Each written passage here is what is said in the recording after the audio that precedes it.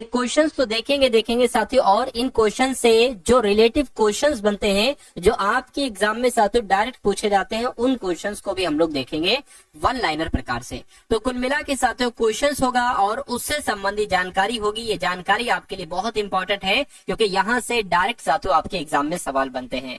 तो आज की इस वीडियो में साथियों कुछ स्वर्णिम क्वेश्चन मैंने लिए हैं और साथियों कुछ इंपॉर्टेंट फैक्ट लिए हैं। इन सभी चीजों को आप लोग देखिए अगर आप साथियों अपने एग्जाम को क्रैक करना चाहते हैं। तो बहुत मुश्किल से साथियों 20 मिनट के आसपास की वीडियो होगी, 20 मिनट में साथियों क्लास खत्म हो जाएगी। तो इसलिए सभी सवालों को आप लोग देखिए और वीडियो के एंड में मैं आपसे एक सवाल पूछूंगा, उसका जवाब भी आपको साथियों देना होगा कमेंट सेक्शन में।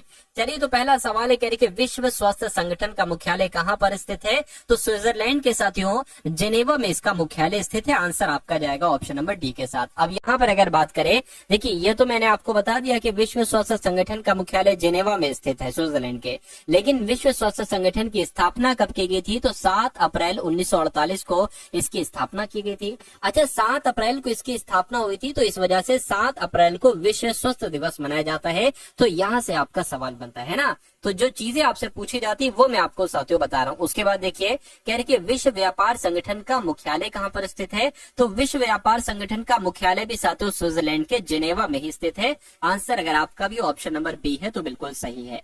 तो कुल मिला के अगर बात करें, देखिए हेडक्वार्टर कहाँ पर? जेनेवा में। WTO का यानी कि वर्ल्ड ट्रेड ऑर्गेनाइजेशन का, लेकिन वर्ल्ड ट्रेड ऑर्गेनाइजेशन की स्थापना कब की गई? तो 1 जनवरी 1995 को इसकी स्थापना की गई। इसमें कितने सदस्य देश शामिल है? 164 सदस्य देश शामिल है विश्व, आप लोग ध्यान रखेंगे, विश्व व्यापार संगठन में, है ना। चलिए उसके बाद देखिए अगला सवाल आपसे कहा जा रहा है कि स्वामी दयानंद सरस्वती ने किस समाज की स्थापना की थी? ब्रह्मा समाज की, आर्य समाज की, प्रार्थना समाज की, दयानंद वैदिक समाज की? तो आपको ये ध्यान रखना है स्वामी दयानंद सरस्वती के द्वारा साथियों आर्य समाज की स्थापना की गई थी। आंसर आपका जो जाएगा वो ऑप्शन नंबर बी के साथ जाएगा। अब इससे संबंधित जानकारी हम लोग देख लेते हैं। आर्य समाज की स्थापना दयानंद सरस्वती ने की थी, मैं आपको बता चुका हूं। उन्होंने इसकी स्थापना अप्रैल 1875 में की। अगर आपसे ये सवाल पूछ लिया जाए कि स्वामी दयानंद सरस्वती के द्वारा आर्य समाज की स्थापना 1875 में की गई, लेकिन कहाँ की गई? तो साथियों बंबई में की गई। ये आपसे सवाल डायरेक्ट बनेगा आपके एग्जाम में। उसके बाद अगर बात करें कि देखिए जो स्वामी दयानंद सरस्वती के द्वारा चलाया गया आर्य समाज था, ये एक हिंदू सुधार आंदोलन था। और आर्य समाज का मुख्यालय कहाँ पर स्थित है? अगर आपसे पूछे तो नई दिल्ली में स्थित है। अब उसके बाद देखिए अगले नंबर का सवाल है, आपसे पूछा जा रहा है कि जो भारत सेवक समाज है इसकी स्थापना किसके द्वारा की गई थी? तो भारत सेवक समाज की स्थापना साथियों गोपाल कृष्ण गोखले के द्वारा की गई थी। ये कौन थे साथियों? ये गुरु थे, किसके? राजनीतिक गुरु थे साथियों, महात्मा गांधी के। ये भी आप लोग याद रखेंगे। चलिए तो भारत सेवक समाज की स्थापना गोपाल कृष्ण गोखले के द्वारा की गई थी। और अगर बात करें साथियों भारत सेवक समाज की स्थापना गोपाल कृष्ण गोखले के द्वारा की गई थी, लेकिन कहां पर की गई थी? तो महाराष्ट्र के पुणे में की गई थी। और कब की गई थी? तो 12 जून 1905 में की गई थी, है ना साथियों। 1964 में सबसे प्रथम दिल्ली में इसकी शाखा खुली थी, ये भी आप लोग याद रखेंगे। राष्ट्रीय खेल दिवस साथियों कब मनाया जाता है? ये भी बहुत बार आपसे पूछा गया है। तो 29 अगस्त को तो साथियों राष्ट्रीय खेल दिवस मनाया जाता है। अब इससे संबंधित सवाल और जो क्वेश्चन साथियों बनते हैं उनको देख लीजिए। देखिए ये चीज मैं आपको बता चुका हूँ कि राष्ट्रीय खेल दिवस 29 अगस्त को मनाया जाता है।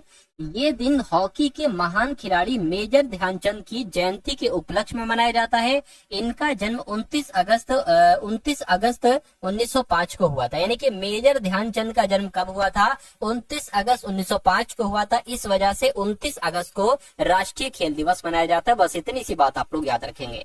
उसके बाद देखिए राष्ट्रीय खेल दिवस को 2012 में पहली बार भारत में उत्सव के दिनों की सूची में शामिल किया गया था। नेक्स्ट नंबर का सवाल देखिए, कह रहे कि किस हिंदी किस लिपि में लिखी जाती है? ये जो हिंदी लिखी है ना साथियों, ये किस लिपि में लिखी है? सवाल आपसे पूछा जाता है तो मैं कहूंगा ये तो देवनागरी लिपि में लिखी जाती है। आंसर आपका अगर है ऑप्शन नंबर सी तो बिल्कुल सही है। अब उसके बाद देखिए इंपॉर्टेंट जानकारी है, कह रहे कि हिंदी भाषा को भैया देवनागरी लिपि में लिखा जाता है, ठीक है, जिसे नागरी लिपि के यानी कि देवनागरी लिपि को नागरी लिपि के नाम से भी जाना जाता है। अगर साथियों कभी ऑप्शन में देवनागरी लिपि ना हो तो नागरी लिपि आ जाएगा, उसको लगा के चले आना। ये लिपि प्राचीन ब्राह्मी लिपि से विकसित हुई है। जो देवनागरी लिपि है ना, ये ब्राह्मी लिपि से विकसित हुई है और इसमें 11 स्वर है और 33 व्यंजन है। अनुच्छेद 343 का एक कहता है भारतीय संविधान का अनुच्छेद 343 का एक कहता है कि देवनागरी लिपि में हिंदी को संघ की राजभाषा घोषित किया गया। बिल्कुल साथियों, हिंदी को संघ की राजभाषा घोषित किया गया है। ये कौन सा अनुच्छेद कहता है? अनुच्छेद 343 का एक कहता है। अब उसके बाद देखिए, कह रहे कि देवनागरी लिपि का उपयोग केवल हिंदी के लिए ही नहीं होता है, बल्कि संस्कृत भी देवनागरी लिपि में लिखी जाती है, मराठी भी, नेपाली भी, कोंकणी भी, सिंधी भी, कश्मीरी भी, भोजपुरी भी, मैथिली भी आदि भाषाओं को लिखने के लिए भी किया जाता है। सवाल आपसे ऐसे पूछा जाता है कि एक सवाल होता है, उसके 4 ऑप्शन होते हैं। आपसे पूछा जाता है कि निम्नलिखित में से क्या देवनागरी लिपि में नहीं लिखी जाती है? तो इसमें से 3 भाषाएं वहां पर लिखी होंगी और एक अलग होगी, है ना, तो वो आपको लगा देना है। तो कुल मिला के ये आप लोग याद रखेंगे कि हिंदी के लिए ही नहीं बल्कि देवनागरी लिपि का इस्तेमाल संस्कृत, मराठी, नेपाली, कोंकणी, सिंधी, कश्मीरी, भोजपुरी, मैथिली सभी के लिए किया जाता है। यहाँ पर से बहुत सारे सवाल साथियों आपके बन रहे हैं। चलिए अब उसके बाद देखिए अगले नंबर का सवाल साथियों आपकी स्क्रीन पर है। उसके बाद देखिए बताइए, कह रहे कि किसकी स्मृति में 13 फरवरी को महिला दिवस मनाया जाता है? ये आप लोग एक बार साथियों मुझे यहाँ पर बता दीजिए। चलिए, तो अगर बात करते हैं साथियों सरोजिनी नायडू की बात करें तो मैं कहूंगा सरोजिनी नायडू की ही याद में 13 फरवरी को साथियों क्या मनाया जाता है? 13 फरवरी को महिला दिवस मनाया जाता है। ये आप लोग यहाँ पर साथियों याद रखेंगे भाई। बहुत बढ़िया, वेरी गुड क्लास। चलिए साथियों अब उसके बाद देखिए अगले नंबर का सवाल तो नहीं बल्कि इंपॉर्टेंट जानकारी जो है ना वो साथियों मैं आपको यहाँ पर बता देता हूँ। चलिए, तो यहाँ पर अगर बात करें कि महिला दिवस स्वतंत्रता सेनानी और भारत की पहली महिला राज्यपाल, ये भारत की पहली महिला राज्यपाल भी थी सरोजिनी नायडू। इनकी जयंती के उपलक्ष्य में मनाया जाता है। सरोजिनी नायडू का जन्म 13 फरवरी 1879 को हैदराबाद में हुआ था और सरोजिनी नायडू को साथियों भारत की कोकिला के नाम से जाना जाता है। क्या? भारत की कोकिला के नाम कहा जाता है। नेक्स्ट नंबर का सवाल आपकी स्क्रीन पर है साथियों, देखिए सवाल को और मुझे बताइए राइट आंसर। कह रहे कि दिल्ली के प्रसिद्ध लौह स्तंभ का निर्माण किस वंश के शासक ने करवाया था? तो ये किस वंश के शासक थे ये आपसे कुल मिला के यहाँ पर पूछा जा रहा है, मुझे बताइए। चलिए, तो ये साथियों गुप्त वंश के शासक थे। आंसर आपका जो जाएगा वो ऑप्शन नंबर किसके साथ जाएगा साथियों? ऑप्शन नंबर ए के साथ जाएगा। उसके बाद देखिए साथियों इंपॉर्टेंट पॉइंट्स की अगर बात करें तो दिल्ली का लौह स्तंभ का निर्माण साथियों किसने करवाया था? तो चंद्रगुप्त द्वितीय ने करवाया था और यह स्तंभ कुतुब मीनार परिसर में स्थित है। चंद्रगुप्त द्वितीय, इसका शासन काल 375 से 415 ईस्वी तक रहा और यह 7.21 मीटर ऊंची है और 41 सेंटीमीटर इसका व्यास है। स्तंभ पर संस्कृत में शिलालेख है जो चंद्रगुप्त द्वितीय की उपलब्धियों को दर्शाते हैं। ठीक है ना। चलिए, अब यहाँ पर अगर बात करें साथियों, अगर मैं आपसे एक बात पूछूं साथियों, कितने पार्ट्स में, एक तरीके से अगर बात करें इसका, मान लीजिए आप मंजिल बता दीजिएगा। अच्छा कुछ नहीं, कितनी मंजिलें हैं, है ना, कुतुब मीनार में साथियों कितनी मंजिलें हैं? चलिए ये आप लोग एक बार कमेंट सेक्शन में मुझे जरूर बताइएगा। उसके बाद देखिए करके कौन सा वेद सबसे पुराना है साथियों? कौन सा वेद सबसे पुराना है ये आप लोग बता दीजिए। तो सबसे पुराना कौन सा वेद है साथियों, फटाफट मुझे बताइए। तो ऋग्वेद आपका यहाँ पर जवाब होगा। मैं कहूंगा बिल्कुल साथियों ऋग्वेद आपका राइट आंसर हो जाएगा। अब अगला सवाल देखिए 4 वेद होते हैं, ऋग्वेद, सामवेद, यजुर्वेद और अथर्ववेद। इनमें सबसे पुराना वेद ऋग्वेद है ना, और सबसे बाद का वेद साथियों अथर्ववेद है। ऋग्वेद की रचना 3500 वर्ष पूर्व की गई थी, 3500 साल पहले की गई थी, है ना, ये आप लोग साथियों याद रखेंगे। कह रहे कि ऋग्वेद में मंत्रों की संख्या कितनी है? 10,580 मंत्र है ना, और मंडल साथियों कितने हैं? 10 मंडल हैं, ये आप लोग याद रखेंगे। वैसे ये सब पूछा नहीं आपसे जाता है। और 1028 सूक्त की संख्या, ये भी आपको याद रखना है। खैर नेक्स्ट नंबर का सवाल देखिए, कह रहे कि जैन धर्म के संस्थापक कौन थे? तो जैन धर्म के साथियों संस्थापक अगर आपसे पूछे तो स्वामी महावीर स्वामी आपको बता देना है। और जिनका आंसर बी है तो मैं कहूंगा बिल्कुल सही है। अब देखिए कह रहे कि जैन धर्म के संस्थापक कौन थे? यहाँ पर तो बाबा ऋषभदेव लिखा है। देखिए एक चीज मैं आपको यहाँ पर बता देना चाहता हूँ, अगर आपसे ये पूछा जाए वास्तविक संस्थापक कौन थे, क्या वास्तविक संस्थापक अगर आपसे पूछे ना तो आपको ये बताना है। ठीक है, मैंने महावीर स्वामी देखा और फटाक जैसे मैंने महावीर स्वामी ही लगा दिया, लेकिन यहाँ पर ऋषभदेव हो जाए। क्यों हो जाए? क्योंकि साथियों ये पहले वाले थे एक तरीके से, है ना। 24 तीर्थकर हुए कुल मिला के, जैन धर्म में 24 तीर्थकर हुए हैं। पहले तीर्थकर जो थे ये साथियों ऋषभदेव थे, इसलिए इनको जैन धर्म का संस्थापक कहा जाता है ना। तो कुल मिला के साथ मुझे लगा बाबा ऋषभदेव नहीं है। अगर नहीं है ऑप्शन में बाबा ऋषभदेव तो आपका आंसर यही हो जाएगा। तो कुल मिला के ये वास्तविक संस्थापक है, और अगर वास्तविक शब्द ना है तो ऋषभदेव ही आपको बताना है। अच्छा, उसके बाद देखिए कह रहे कि जैन धर्म के संस्थापक कौन है, तो ऋषभदेव है ना। आदिनाथ थे, उनको आदिनाथ भी कहा जाता था। ऋषभदेव जैन धर्म के पहले तीर्थंकर थे, और ऋषभदेव भारत के चक्रवर्ती सम्राट भरत के पिता थे, और जैन धर्म भारत श्रवण परंपरा से निकला प्राचीन धर्म और दर्शन है। उसके बाद देखिए साथियों अगला सवाल है, कह रहे कि एशिया महाद्वीप की सबसे लंबी नदी कौन सी है। तो एशिया महाद्वीप की सबसे लंबी नदी साथियों यांगसी नदी है, ये आप लोगों को मालूम होना चाहिए। और विश्व की सबसे लंबी नदी कौन सी है साथियों, तो नील नदी है। कौन सी है, नील नदी है, ये भी आप लोग याद रखेंगे। उसके बाद देखिए साथियों यांगसी ये नदी एशिया की सबसे लंबी नदी है, ये दुनिया की तीसरी सबसे लंबी नदी है। यांगसी नदी चीन में बहती है, और इसकी लंबाई साथियों 6300 किलोमीटर है। यांगसी नदी तिब्बत के पठार में तंगुला पहाड़ से निकलती है, और यह शंघाई में चीन के पूर्वी सागर में मिलती है। उसके बाद देखिए अगला सवाल है, कह रहे कि शोगात्सु किस देश का नववर्ष है। तो ये साथियों जापान का नववर्ष है, ये आप लोगों को याद रखना है। आंसर आपका ऑप्शन नंबर सी हो जाएगा। कह रहे कि योगात्सु जापान का नववर्ष है, त्योहार है जो 1 जनवरी से 3 जनवरी तक मनाया जाता है। शोगात्सु जिसे ओशोगात्सु भी कहा जाता है। नए साल की पूर्व संध्या पर मंदिर की घंटियां 108 बार बजती हैं, जो बौद्ध विश्वास में 108 मानवीय पापों का प्रतीक है। उसके बाद देखिए गुरुद्वारा पंजा साहिब किस देश में स्थित है। तो ये किस देश में स्थित है, मैं कहूंगा ये पाकिस्तान में स्थित है। आंसर आपका जो जाएगा वो ऑप्शन नंबर बी होगा। उसके बाद देखिए गुरुद्वारा पंजा साहिब पाकिस्तान के हसन अब्दाल में स्थित है। यह गुरुद्वारा सिख धर्म के लिए एक महत्वपूर्ण स्थान है, जहां गुरु नानक के हाथ की छाप होने का विश्वास है। यह गुरुद्वारा सिख धर्म के संस्थापक गुरु नानक से जुड़ा हुआ है।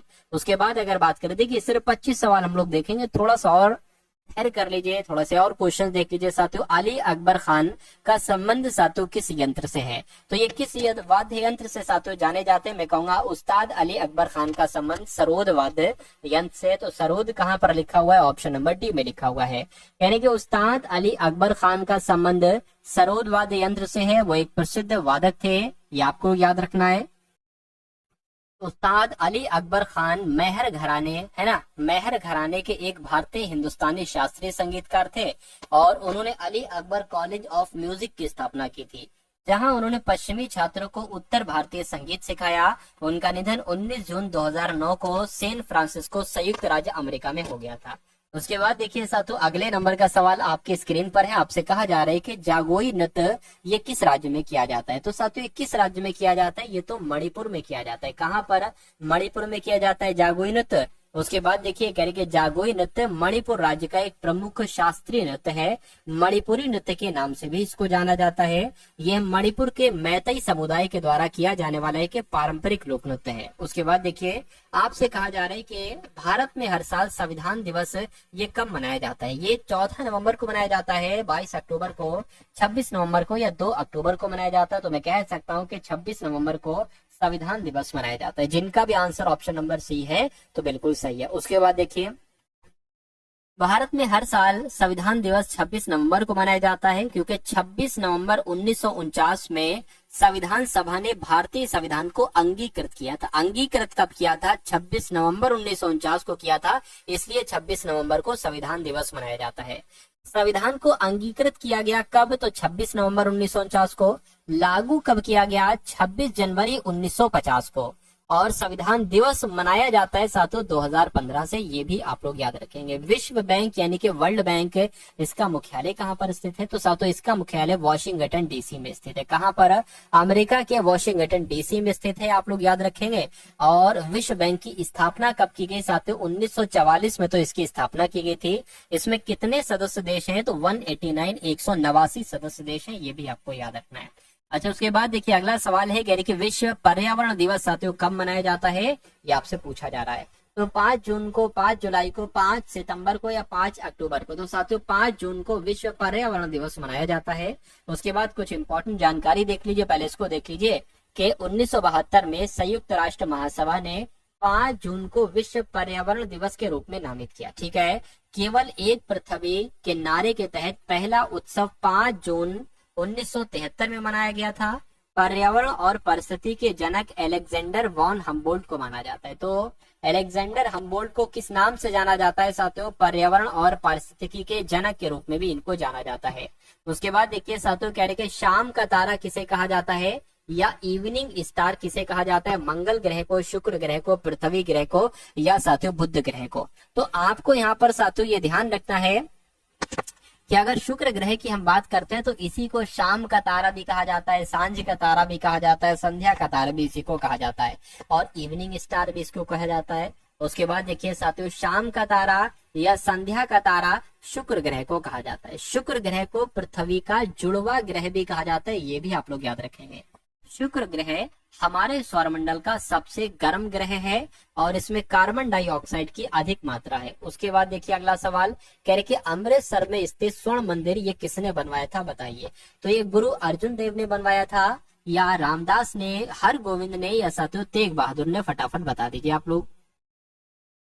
चलिए, तो इसका निर्माण साथियों गुरु अर्जुन देव के द्वारा करवाया गया था। अमृतसर में स्थित जो स्वर्ण मंदिर है ना, गुरु अर्जुन देव के द्वारा इसका निर्माण करवाया गया था। और अमृतसर के स्वर्ण मंदिर या हर मंदिर साहिब को सिखों के 5वें गुरु अर्जुन देव ने बनवाया था। इसका निर्माण 1604 में किया गया था। मंदिर की नींव रखने का काम लाहौर के सूफी संत साई मियां मीर ने किया था। इस मंदिर में सिख धर्म के पवित्र ग्रंथ गुरु ग्रंथ साहिब को स्थापित किया गया है। उसके बाद देखिए अगला सवाल, कह रहे कि गायत्री मंत्र की रचना किसने की थी? तो साथियों गायत्री मंत्र की रचना किसने की थी? विश्वामित्र ने की थी। किसने साथियों? विश्वामित्र ने की थी। उसके बाद देखिए विश्वामित्र गायत्री मंत्र के रचनाकार हैं।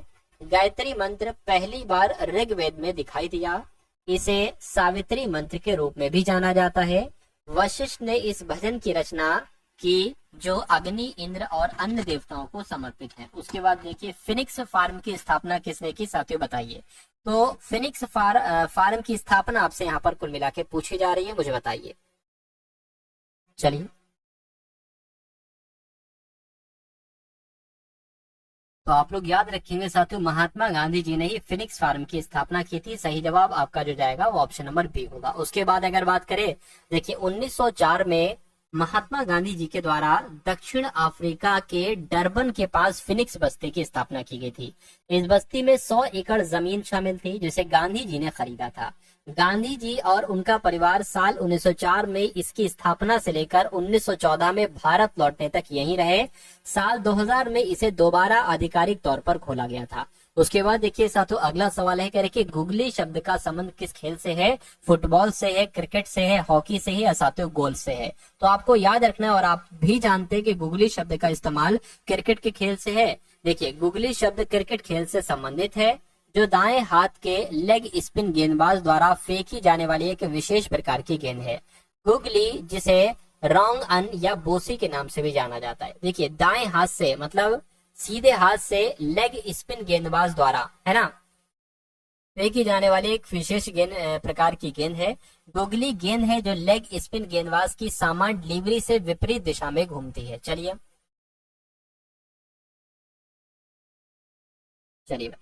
उसके बाद देखिए, कह रहे कि दूध के घनत्व को किसके द्वारा मापा जाता है, मुझे बताइए। तो दूध के, ये अंतिम सवाल है साथियों, दूध के घनत्व को लैक्टोमीटर, हाइड्रोमीटर, या साथियों बैरोमीटर या हाइग्रोमीटर के द्वारा मापा जाता है। ये आप लोग कुल मिला के मुझे आप लोग बता दीजिए। तो साथियों इसका आंसर आपको देना है 25 सवाल, 25वें नंबर के सवाल का आंसर आपको कमेंट सेक्शन में देना है। क्या होगा इसका सवाल का जवाब साथियों, मुझे आप लोग एक बार यहाँ पर बता दीजिए। चलिए तो साथियों मैं देखिए अगर बात करते हैं ना, तो आपके पास समय बहुत कम बचा है, तो इस